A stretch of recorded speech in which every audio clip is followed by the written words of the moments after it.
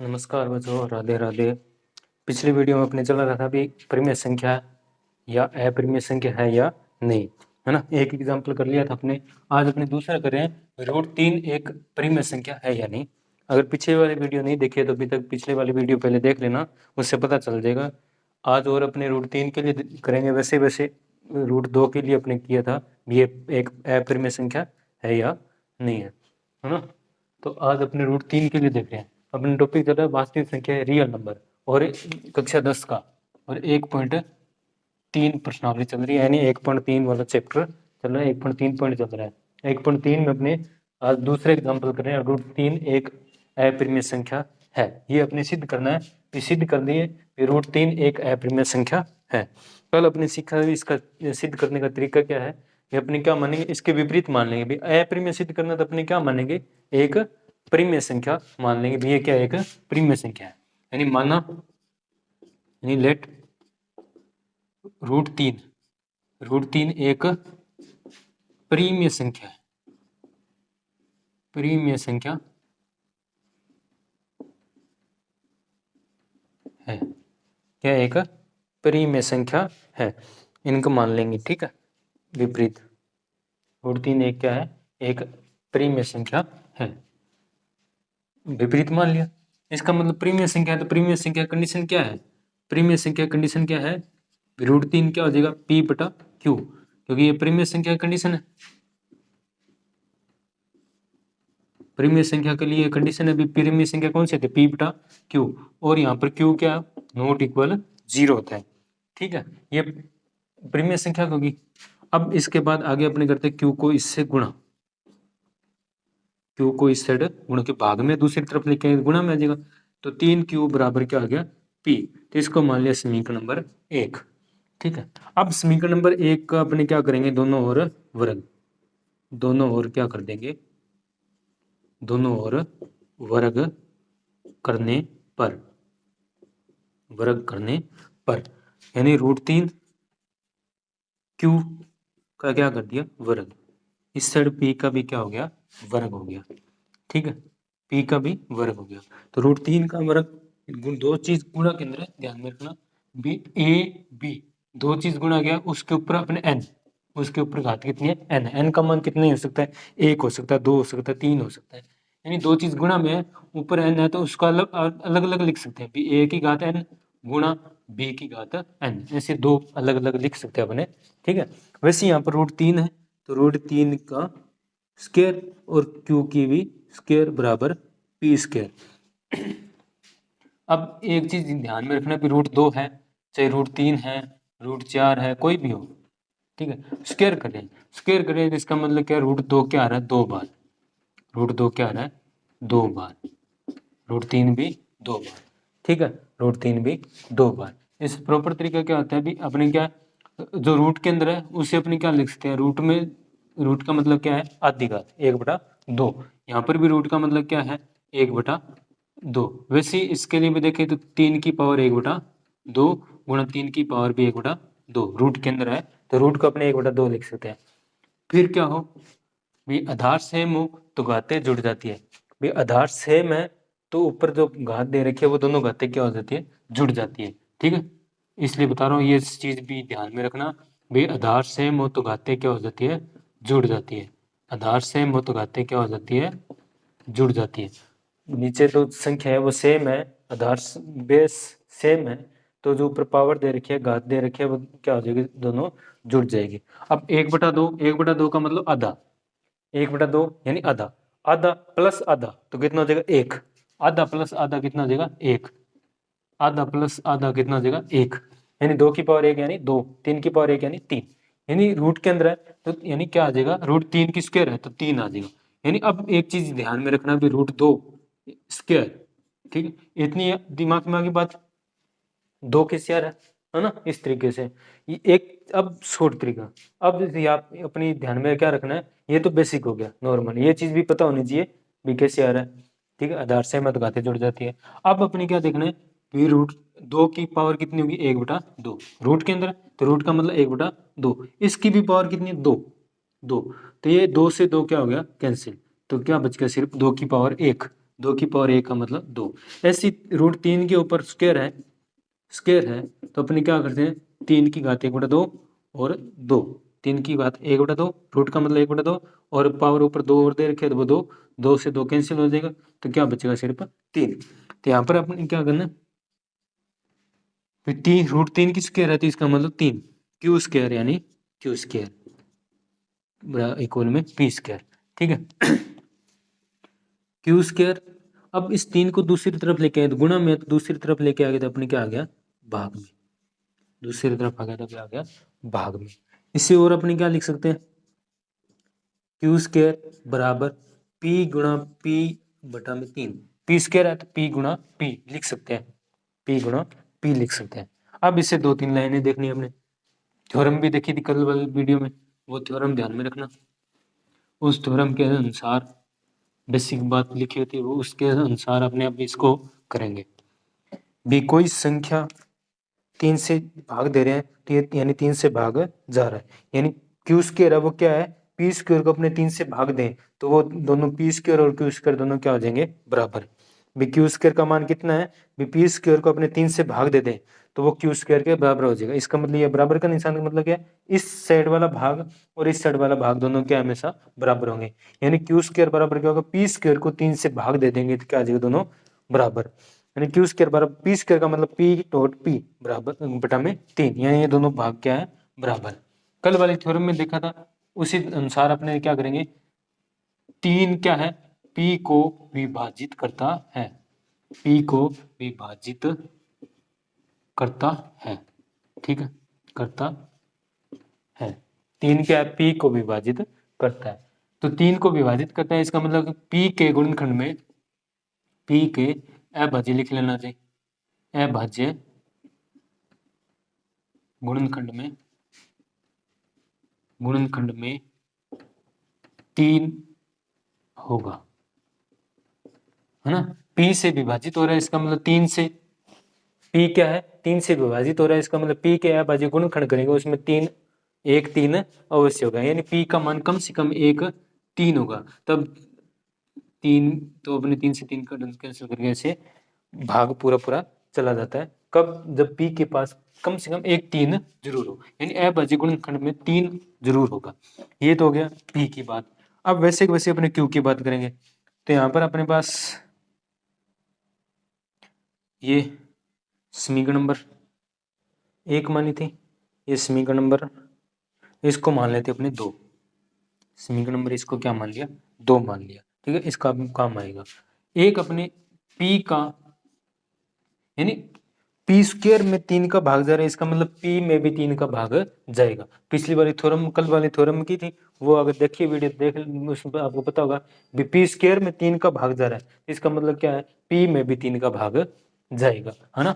तो क्या पी बटा 3 में भी पी में 3 का भाग जाएगा, यानी पी में अपने 3 का भाग देंगे तो कुछ ना कुछ मान आएगा, उसको मान लिया सी, माना लेफ्ट, उसको क्या मान लिया सी मान, यानी पी में अपने 3 का भाग देंगे तो कुछ ना कुछ मान आएगा।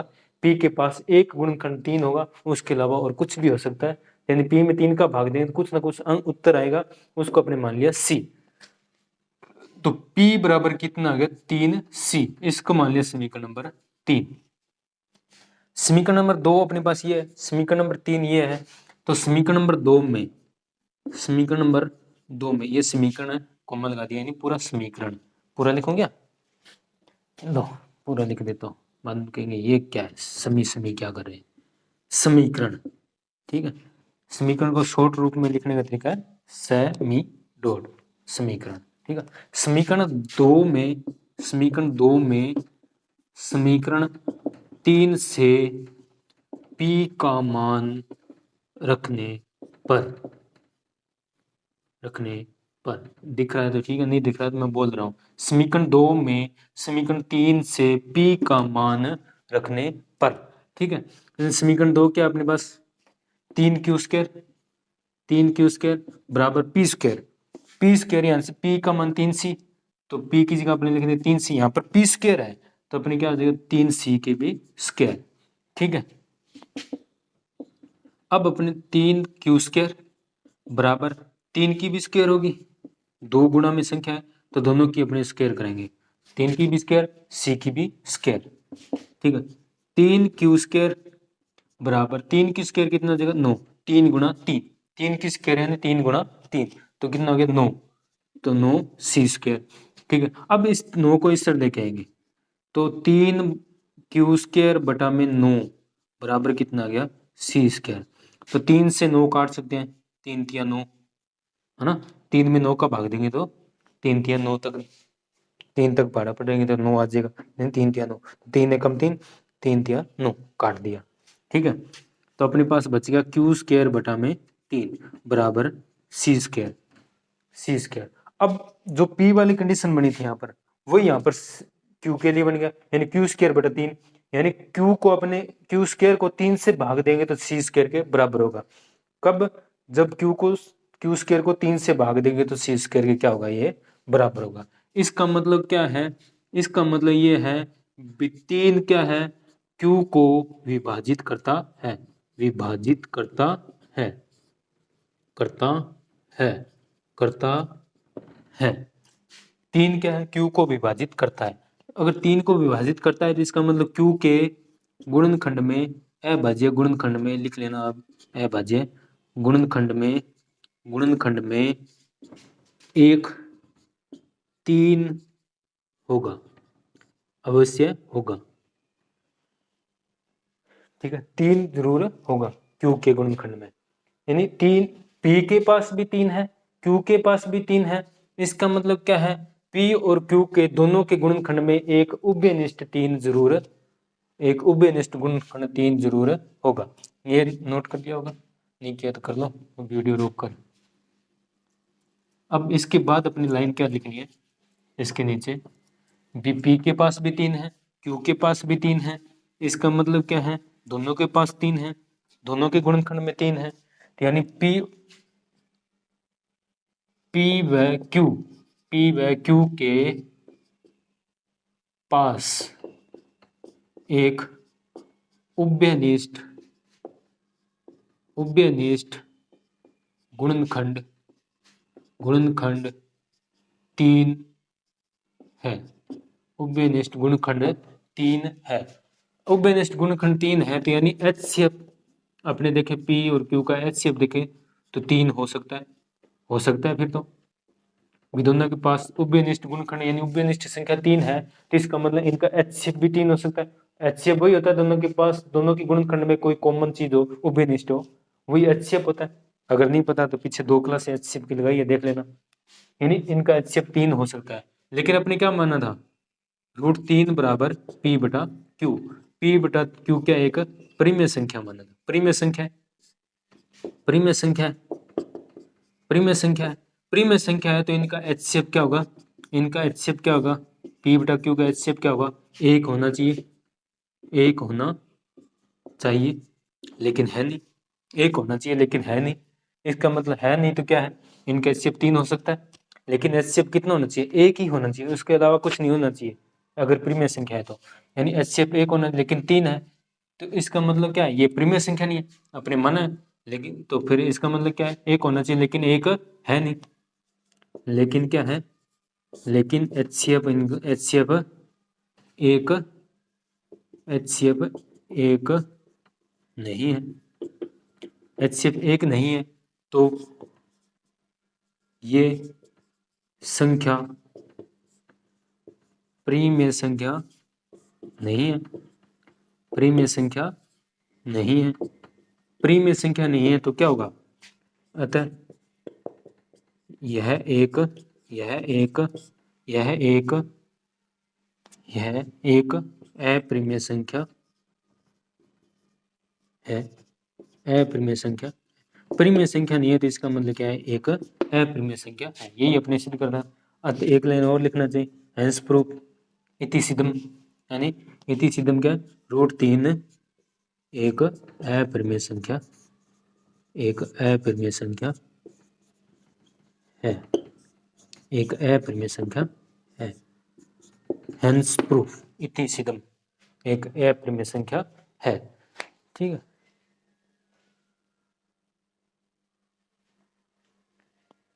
ये होगा √3 के लिए। अब एक एग्जाम्पल और देख लेते हैं, एक उदाहरण और कर लेते हैं, एग्जाम्पल और कर लेते हैं।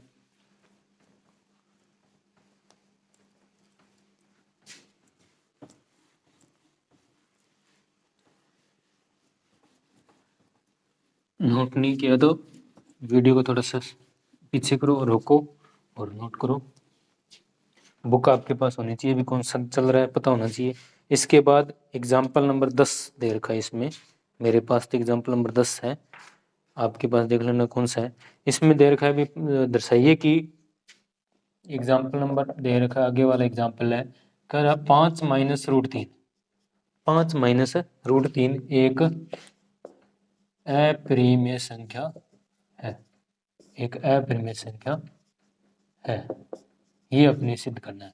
यानी प्रॉपर 5 है वो -3 रूट 3 एक अपरिमेय संख्या है, ये सिद्ध करना है। ठीक है, मैंने अपने बेसिक किया था तब मैंने बताया था कि परिमेय संख्या प्लस या माइनस अपरिमेय संख्या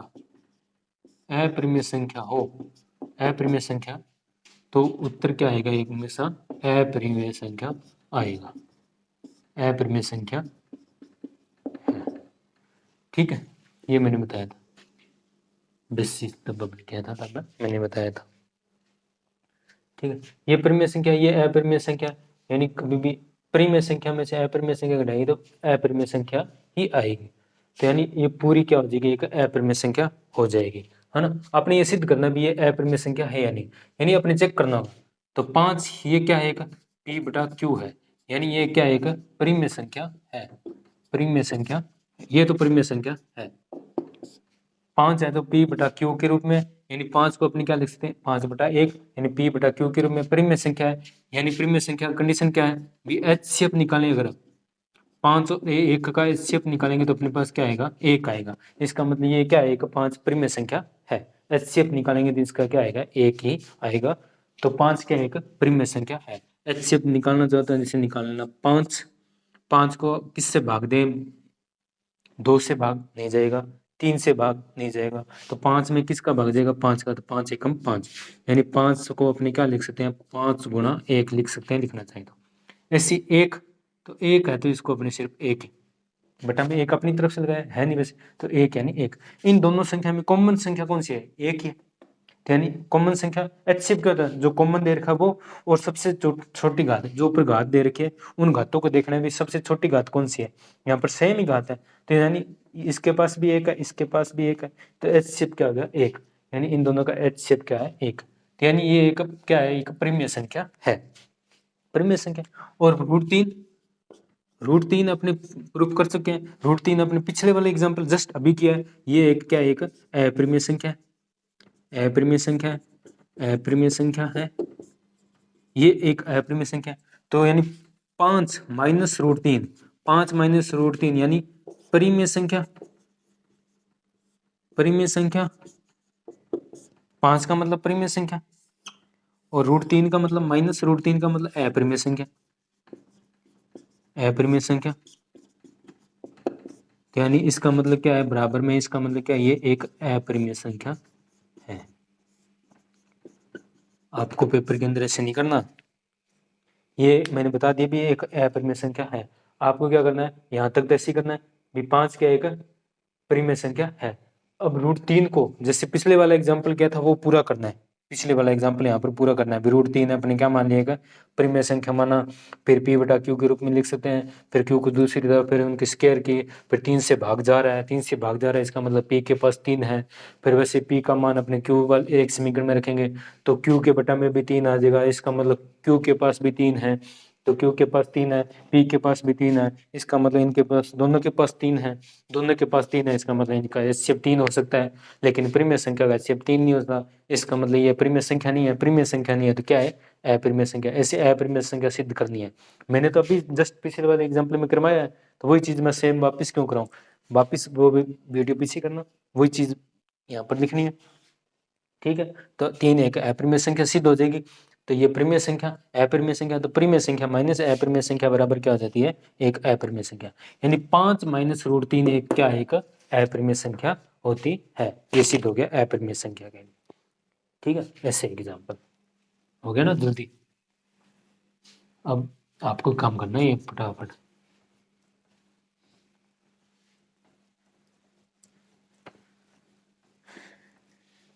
ठीक, अब इसके बाद आगे वाला एग्जाम्पल देखो। आगे वाला एग्जाम्पल क्या है? 3 3√2 3√2 3√2 एक अपरिमेय संख्या है, यही करना है। अब इसमें भी मैं कुछ नहीं करूंगा, आपको ही करना है। अपरिमेय संख्या है, इसके अंदर क्या है भी 3 एक परिमेय संख्या है, अभी अपने किया था वैसे वैसे परिमेय संख्या है। परिमेय संख्या क्यों है? क्योंकि इनका HCF क्या है? HCF क्या है इनका? HCF क्या आएगा? 3,1, यानी 3 के बटा में 1 लिख सकते हैं। इनका HCF क्या होगा? 1 होगा। तो इसके एक परिमेय संख्या है। और √2 देखें, तो √2 अपने पीछे एग्जाम्पल किया था कल वाली वीडियो में, पिछले वाली वीडियो में क्या था? √2 एक क्या है? अपरिमेय संख्या। वो पूरा यहाँ पर लिखना है, मैं तो इतने लिख रहा हूँ क्योंकि मैंने पूरा करवा दिया है 10-15 मिनट। √2 क्या एक अपरिमेय संख्या है। पिछले वाली वीडियो ना देखे तो √3 अपने किया था भी। √3 में जैसे जैसे √3 के लिए वहां पर 2 आता जाएगा, 2 आता जाएगा, 3 आ रहा है वहां पर हर जगह क्या आता जाएगा? 2 आता जाएगा, 2 आता जाएगा। जहाँ 9 आ रहा है वहां पर 4 आ जाएगा। तो वैसे ही P के पास 2 है, Q के पास भी 2 है, इन दोनों के पास 2 है, तो इनका उभयनिष्ठ 2 होगा। ठीक है, तो इनका उभयनिष्ठ 2 होगा तो इनका मतलब HCF 2 होगा, लेकिन HCF 2 नहीं हो सकता, 1 होना चाहिए। HCF 1 होगा तभी परिमेय संख्या होगा, लेकिन इनका HCF 1 नहीं है, तो इसका मतलब ये परिमेय संख्या नहीं है। यानी परिमेय संख्या नहीं है तो क्या है? एक अपरिमेय संख्या है। तो अपने √3 और √2 3√2 परिमेय संख्या और अपरिमेय संख्या गुणा करें। कल वाली वीडियो मैंने बताया था परिमेय संख्या और अपरिमेय संख्या गुणा करें तो वो क्या होती है? एक अपरिमेय संख्या होती है। अपरिमेय संख्या होती है, अपरिमेय संख्या है, ये सिद्ध हो जाएगा। ठीक है, ये हो गए सारे एग्जाम्पल। इसके पास 3 क्वेश्चन है। 3 क्वेश्चन के, एक तो √5 का है। √5 को एक अपरिमेय सिद्ध करना है, जैसे √3 को सिद्ध किया था वैसे वैसे √5 को सिद्ध करना है। ठीक है, एक अपने पास आ गया √3 + 2 √5, इसको सिद्ध करना है। तो इसको सिद्ध करना है अपरिमेय संख्या, तो 3 एक परिमेय संख्या है, 2 भी एक परिमेय संख्या है। ठीक है, ये अपरिमेय संख्या हो जाएगी। इसको सिद्ध करेंगे, √3 को सिद्ध किया था वैसे वैसे, √3 को जैसे सिद्ध किया था वैसे वैसे √5 हो जाएगा। तो √5 एक अपरिमेय संख्या, परिमेय संख्या, अपरिमेय संख्या, ये पूरी अपरिमेय संख्या हो जाएगी। परिमेय प्लस अपरिमेय तो अपरिमेय संख्या, यानी ये भी एक क्या हो जाएगी? अपरिमेय संख्या। और तीसरा है तो उसमें भी दे रखा है 7 √5, तो 7 तो परिमेय संख्या, √5 क्या हो जाएगा? अपरिमेय संख्या। ठीक है, एक दे रखा है 6 + 2, तो 6 क्या? परिमेय संख्या। और √2 क्या हो जाएगा? कल वाली वीडियो में क्या था वो पूरा करना है। तो √2 क्या? एक अपरिमेय संख्या, तो परिमेय संख्या प्लस अपरिमेय संख्या था अपरिमेय संख्या। ठीक है, एक दे रखा है 1/√2 1/√2, तो यहाँ पर आप क्या करना है? एक ये परिमेय संख्या, एक क्या? एक परिमेय संख्या, और √2 को अलग, √2 अलग है, ये परिमेय संख्या, ये अपरिमेय संख्या। तो परिमेय संख्या बटा में अपरिमेय संख्या को भाग देंगे तो भी अपने पास क्या आएगी? अपरिमेय संख्या। कल बताया था अपरिमेय संख्या। ठीक है, 2 एक अपरिमेय संख्या होगी, कल लोग किया था वैसे वैसे पूरा करना है। 2 एक अपरिमेय संख्या है, तो परिमेय संख्या बटा अपरिमेय संख्या तो क्या आ जाएगी? अपरिमेय संख्या। ठीक है, आराम से हो जाएगी। ये आपकी पूरी होगी 1.3। इसके बाद आगे वाली कल करेंगे। राधे राधे। ठीक है।